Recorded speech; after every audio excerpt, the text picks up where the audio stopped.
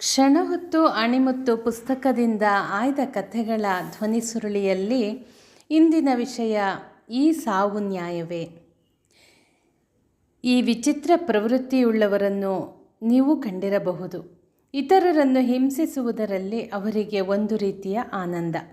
ಆದರೆ ಇಂತಹ ಹಿಂಸಾನಂದರು ಬದಲಾದ ಈ ಎರಡು ಘಟನೆಗಳನ್ನು ನೋಡೋಣ. ಬಹಳ ಹಿಂದೆ ಮಹಾರಾಷ್ಟ್ರದಲ್ಲಿ ಒಬ್ಬ ದರೋಡೆಕೋರರಿದ್ದ.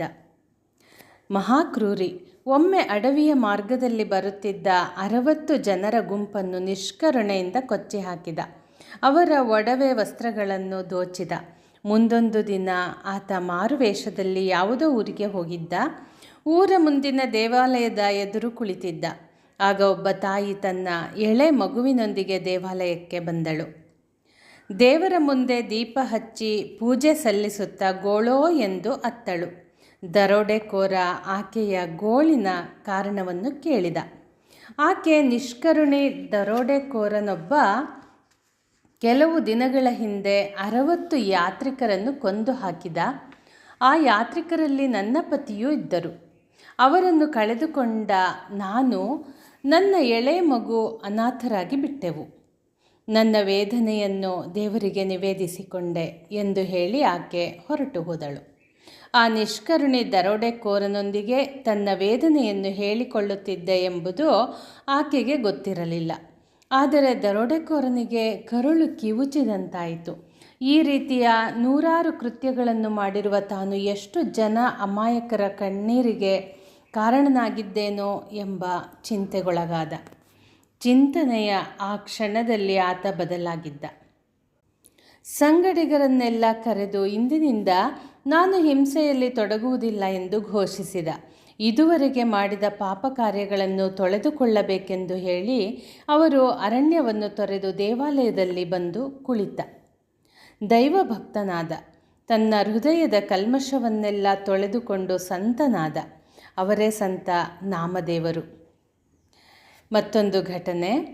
ವಿಯೆಟ್ನಾಂ ಯುದ್ಧದಲ್ಲಿ ಭಾಗವಹಿಸಿದ್ದ ಅಮೆರಿಕದ ಜಾಕ್ ಎಂಬ ಸೈನಿಕನೊಬ್ಬ ಹೇಳಿದ್ದು. ಅಮೆರಿಕದ ಸೈನಿಕರು ವಿಯೆಟ್ನಾಮಿನ ಹೋರಾಟಗಾರರನ್ನು ನಿರ್ದಯವಾಗಿ ಕೊಲ್ಲುವುದು, ಕೊಂದ ನಂತರ ಅವರ ಜೇಬುಗಳನ್ನು ಶೋಧಿಸಿ ಬೆಲೆ ಬಾಳುವುದೇನಾದರೂ ಇದ್ದರೆ ಅದನ್ನು ದೋಚುವುದು ಸಾಮಾನ್ಯವಾಗಿತ್ತು.